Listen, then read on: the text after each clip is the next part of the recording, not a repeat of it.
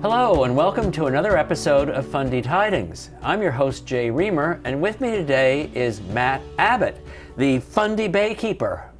And it's so nice to have you back, Matt. So much has happened since the last time you were here. It sure has. It's great to see you, Jay, and I always look forward to our chats and an opportunity to update on some of the really exciting things happening in our region. So the last time that you were here, the dam in Milltown was just about to be taken down. And there was great excitement on your part about what was going to be the consequences of that and everything. And so the dam is down. And yes. How are we doing? So, as we speak, on May 10th, 2024, alewife, also called Gaspereau or in Passamaquoddy, Ziguonomek, are ascending Salmon Falls, the natural rapid underneath what was Milltown, for the first time in 170 years at least. And so we have, the fish are once again swimming up the river at that site instead of swimming up a fishway. That fishway did a good job of keeping the run alive, but we're getting to a place where we've got a great deal of opportunity to help these fish more. And I'll remind you that the fish we're talking about, scientists call them a keystone species. They're a keystone. Imagine a medieval arch on a castle, that stone at the top that keeps the arch from falling. When we talk about a keystone species, it means that when that species is doing well, everything around them does better. The ecosystem is kept intact. And I even prefer the term I've learned from some of my Passamaquoddy friends and colleagues, the fish that feeds all. Because they really are eaten by everything. They're eaten by fish in the rivers, they're eaten by humans, they're eaten by eagles, ospreys, bears, raccoons even.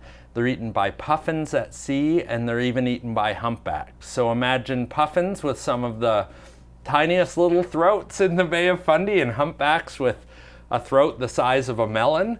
And this fish that feeds all is food for all of them. So my title is the Fundy Baykeeper. I work for the Conservation Council of New Brunswick that's been around for over 50 years now.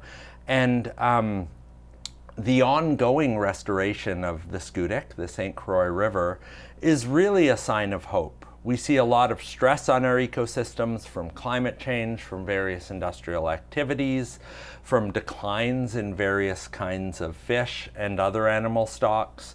And this is such a clear opportunity to help the system and to help the river. And it's just, I just sort of pinch myself that I get to be doing the kind of work I do now, because people have been trying to work on this for a long time. Well, the timing is really quite amazing, because that was a big dam. Yeah.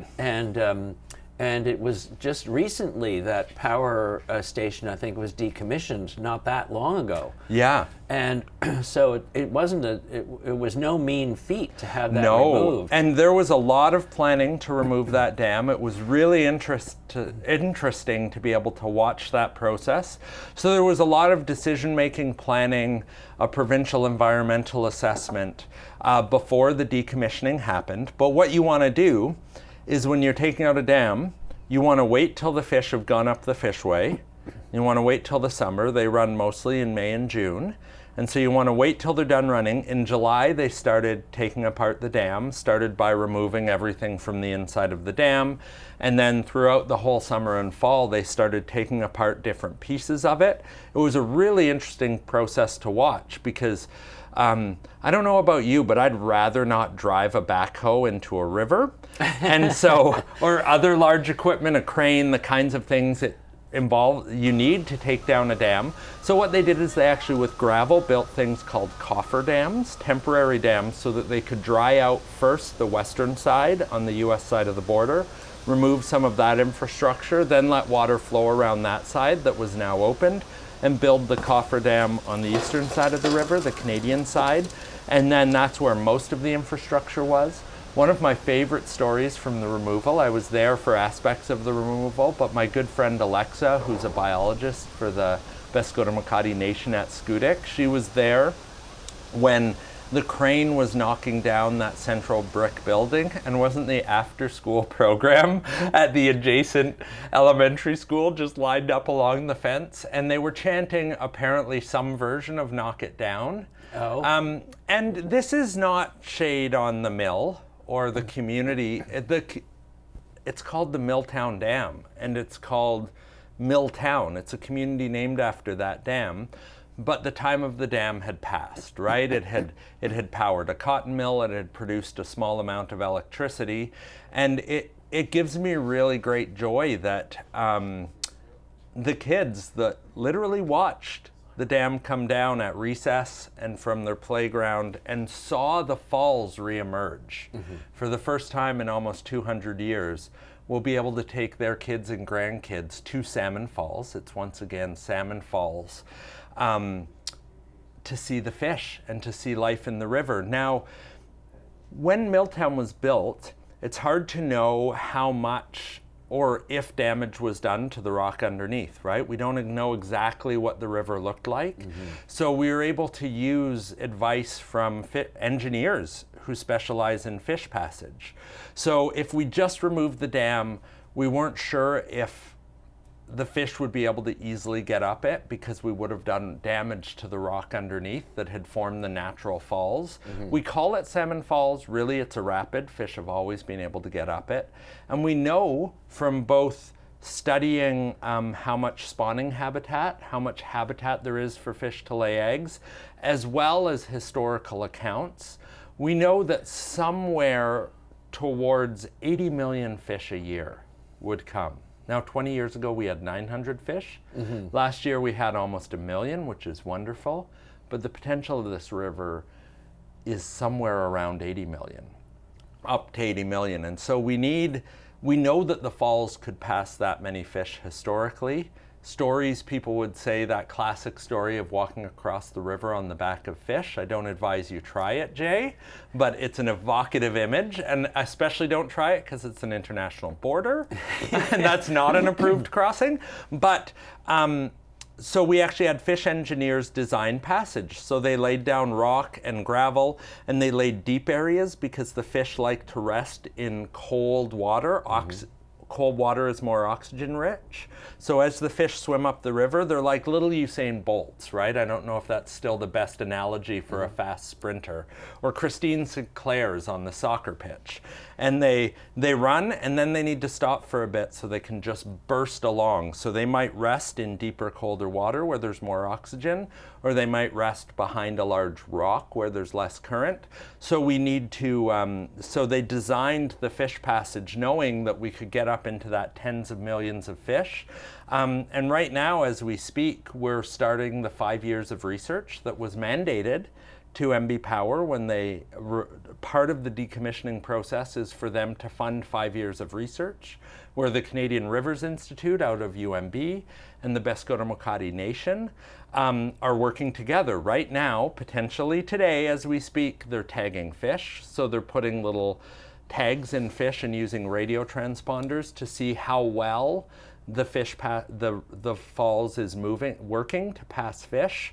So this isn't just remove a dam and walk away. There's 2 other dams above that before they get to most of the lakes they spawn in, and there's plans happening at those dams. There's likely to be a fish elevator at one of them, which is as cool as it sounds. Fish swim into an elevator and get a little ride to the top. And then there's plans for the next dam. So at Woodland and at Grand Falls, we have scientists designing passage. We have scientists there right now from Passamaquoddy Nation on both sides of the border. The border doesn't matter to them nearly as much as it matters to Canadians and Americans. And we have staff from the Waterway Commission, the St. Croix International Waterway Commission, and other agencies all working together, sharing equipment, sharing boats, taking each other out on the water, sharing scientific fishing gear, and really seeing what these fish are doing, because this is a big deal, the dam coming out. And this is the first big step in our restoration effort. But there's a lot of work yet to be done, and a lot of work that's already in the works, that's being planned and starting. So I really can't emphasize enough that 10 years ago, I would not have predicted we'd be this far along. You know, 10 years ago, I would have been, an optimistic analysis for me would have been, you know, 10 years from now, we'll be starting to talk about a dam coming out, or we'll be starting to talk about major fishway improvements. And it's all happening. The energy is there. People who were once opponents on this are now allies. The state of Maine, which was literally blocking fish passage in the river 11 years ago, they're now investing time, energy, money, and expertise into fish passage at the other dams. We've gone from something that was a fight to something that's, how good can we make this? Right. From whether this river will support fish again to, well, how many tens of millions are we aiming from? And 10 years isn't a long time for such improvement. So I have a couple things that come Yes. to mind. One is the dam that was removed at Milltown, is that on a larger scale than the two upriver? Are they all the same size, or? I'd say the two upriver produce more electricity. I can't tell you exactly the width of the river at each site, but they were all significant dams, So right? They were all the way across the river. The Grand Falls Dam actually involves two facilities. They dug a channel to put the powerhouse in dam, and then they built a dam that's basically just a wall over the natural river. At Woodland, it's one dam and powerhouse. But, you know, these three big dams were in Milltown, now it's Salmon Falls. Again, and fish are currently running up it. I just like saying that out loud because it feels so good to know that the fish are there as we speak. Yeah. And then you have Woodland Dam, which is at the Baileyville Pulp Mill. And then you have Grand Falls Dam. And again, when we use the word falls on the Schoodic St. Croix River, we're almost always talking about rapids. People called rapids falls here. Fish have always got up them. So those two other dams have fishways on the state of Maine side, not the New Brunswick side. So that's why the Milltown Dam fishway never closed, because it was in Canada's jurisdiction, but Maine was able to close the other fishways. And those are big bits of infrastructure. They produce more power than Milltown did. In some ways, they're potentially more challenging to even imagine a future removal. Though I've learned to never say never, but for now, a really, really good step is to build better fish passage, and to build fish passage for tens of millions of fish, not for hundreds of thousands, not for millions, right? But tens of millions, which is what belongs in the river. So the other question that occurs to me is, are there other species of fish, like salmon, for instance, Yes. that might, or I don't know whether sturgeon do that kind of travel. Well, they don't go that far up, but they're often in the estuaries, and they won't quite go where alewife and salmon will go, but they do rely on river and estuary habitats, estuary being the place where a river and ocean meet. And so, yes, when we wrote the restoration plan about a decade ago, it had 9 indigenous fish species. Now, I'm not going to rhyme them off because I might miss one, but I spoke about alewife or Ziguonomec in Pescotamocati as a keystone species. And it really, really makes sense to start with Ziguonomec, with alewife, because once you have those tens of millions or even millions of fish in the river, there's food for everything else, right? And so salmon have been wild migrating salmon. We found there have been some aquaculture escapes found, but wild migrating salmon haven't been in that river for quite some time. But once you have healthy populations of Ziguonomec, alewife, then salmon restoration will start to become possible. So for a few reasons. One, they'll have more food outside the rivers, but then also, if you have 1,000 salmon or even 200 salmon that you're trying to stock and get back, those can be picked off easily by any animal. But if those 1,000 or 200 or 500 salmon are in amongst 10 or 20 or 50 million alewife, we call that predator cover, they almost certainly won't be found, right? And the idea is to have so many alewife. And then, so that's a help. Another way an alewife helps a river, this is really cool. This is my nerd out warning. But there's a freshwater mussel called the alewife floater. Its larvae floats down the river, down towards the estuary, hitches a ride on the gills of alewife, and gets back up into the lakes where it was hatched. Oh, and so isn't that neat? That's the tie from the ocean to the sea. There are some studies beginning on sturgeon. Eel populations are at play, sea lamprey, smelt, and other species as well. I haven't listed them all. And really, but starting with alewife, we talk about the alewife a lot, but when we talk about alewife, when we talk about it, getting alewife back in the river, we're talking about building the sort of that keystone, that cornerstone, that key bit of the ecosystem that lets everything else happen. Mm-hmm. I know that there's been there was a piece of news not too long ago about an invasive mussel. And is there any correlation between improved alewife feed, so to speak, and helping invasive species, like in a bad way? Well, the Invasive Species Council are really compelling, and you should definitely consider an interview with them. I can help you make connections, but I would say that a healthy system with native species that belong there, doing things they should be doing in their large natural numbers. Like, we should think of this place. This place used to be teeming with life, right? It still is in many ways. We can go out in the fall and see whales and everything else. There were porpoise seen about a month ago in St. Stephen. It's a place that's still teeming with life, but we really can't compare to what it used to be like. And so if we help get this place back to those robust, healthy, resilient populations, our natural ecosystem, I think it's safe to say, will be better able to handle stresses that come in from temperature, from invasive species, from pollution potentially, and other things. So the best defense against all these problems in many ways is a healthy, robust ecosystem. And we talk about resilience, right? We want a system that's resilient, that can face challenges and survive. And so that's why, starting with the Keystone Species, if, again, with the analogy of the keystone on a medieval castle, right? If your door's already crumbled, the wall isn't very resilient, right? But you get that keystone in place.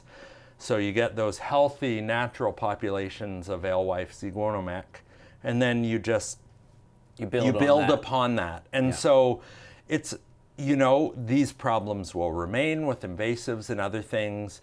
And the challenge is it's never going to be easy to restore salmon to a river. It's notoriously challenging for a whole host of reasons. But things kind of move from, how I think of it is things move from impossible to hard. And Chief Hugh Akagi and I don't know which one of us shared the quote with the other first, but there's this great quote from the civil rights movement days of, the difficult we'll do right now, the impossible will take a little while. Yeah. Right? And so what we're doing is alewife restoration, dam removals, major fishway improvements felt impossible 10 years ago, or especially 20 years ago. Now they're hard. And hard's fine. We've got smart people in this region. We've got passionate people. We can do hard. But it's like, so that's what a restoration does, like on a system like this does, is it takes the things that seem impossible and just sort of nudge them into that hard category.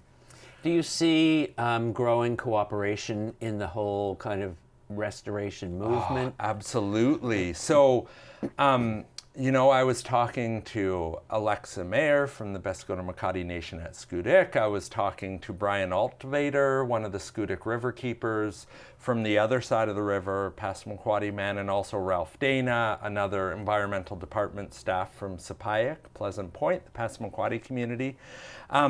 And I was chatting with them yesterday, preparing for this interview, just what's going on, what's happening on the water right now. And, you know, Alexa had been out with Canadian Rivers Institute from UNB tagging fish. There were plans for Alexa's team and Ralph's team to get on the water together. The St. Croix International Waterway Commission is counting fish at one of the dams using equipment from the Sapayak Environmental Department. You know, it's like everyone who's engaged, you know, DFO is coming to the Passamaquoddy Nation for data. Everything's being shared. You know, when we go out and do barrier surveys to make sure fish can get past a culvert or dam, I say we very generously to myself here. I think we should emphasize how many people there are out doing this work. I help out with the field work, but it's sort of generous to myself to use we here, but that's the strength of the movement. You know, it's like from the planning phase, there's conversations with government agencies on both sides. There's this beautiful thing called the Next Steps Group, which is representatives from government agencies, from the Bescotomakati Nation, all three communities, as well as some folks from environmental groups like me who meet once a month to just talk about what's going on, what's the next step. So we've gone from the place where we had opposition from some governments, especially the main state government, to where we have government staff on the phone every month together. Everyone's committed to the restoration. We even have something called the Statement of Cooperation, where Fisheries and Oceans Canada has signed on, I think last year, or maybe 2 years ago. Fisheries and Oceans Canada had signed on, but already Maine state agencies and US federal agencies had signed on. So we have governments signing on with the Passamaquoddy to a statement of cooperation saying we will work together to restore this river. That's really significant to me. And one thing, chatting with my friend Ralph Dana, who's a biologist for the Sapayak Environmental Department, he made a comment yesterday that really resonated with me. It's like we're kind of erasing the border here, right? The border is a fact of life for Passamaquoddy. Canada and the US have border stations, they have to deal with it. But for the fish, we're kind of erasing the border. Whereas, you know, that statement of cooperation gets both sides of the border to commit to working together and commit to cooperating. And I can't understate how significant it is that all these agencies have people talking to each other once a month, because that makes the collaboration real. I would be remiss to mention that New Brunswick is the only entity not signed on to the Statement of Cooperation. I don't really understand that decision, but it may tie into the province's rocky relationship with Indigenous nations that I think comes from the province's decision-making lately.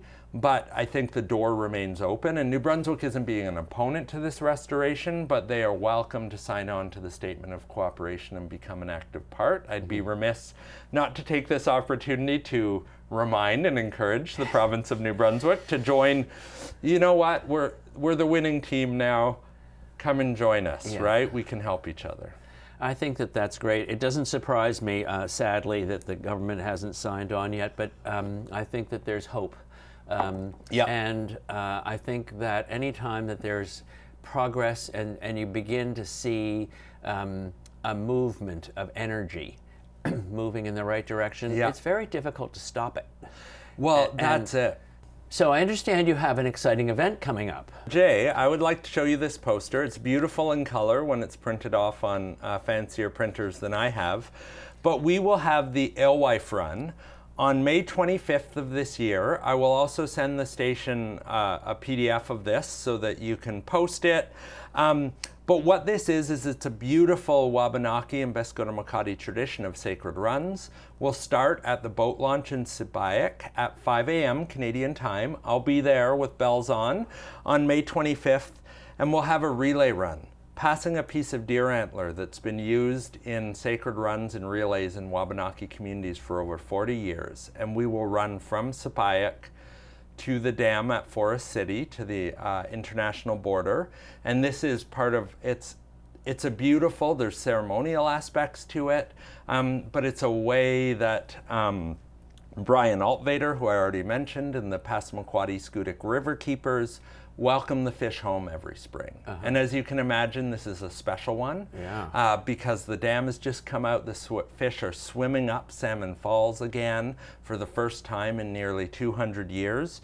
And I will say that the t-shirts are popular, often at a premium. They're given out to runners, and we printed a lot more this year because we know that there'll be a lot of interest. So good. May 25th, you can reach out to me, Conservation Council of New Brunswick, through Facebook, or the phone number. Brian has put his phone number on there, and we welcome runners to either cheer us on, join the run, or even just have a snack and enjoy the celebration. Well, I think that's very exciting. And the thing that I think is most exciting is, A, that the fish are coming back. Yes. So that's a tangible success. Yeah. And that there's an increase in cooperation. Yes. And I think that that's very important. It is. So I really appreciate you coming on the Jay. show today. And I look forward to another visit from you maybe in another 6 months to see how we're doing. And maybe we'll have to slide a smoked alewife your way sometime. Oh, that would be lovely. Yes. Anyway, thanks a million. Thank you. And thank you for watching the show today, and I look forward to seeing you again on another episode of Fundy Tidings.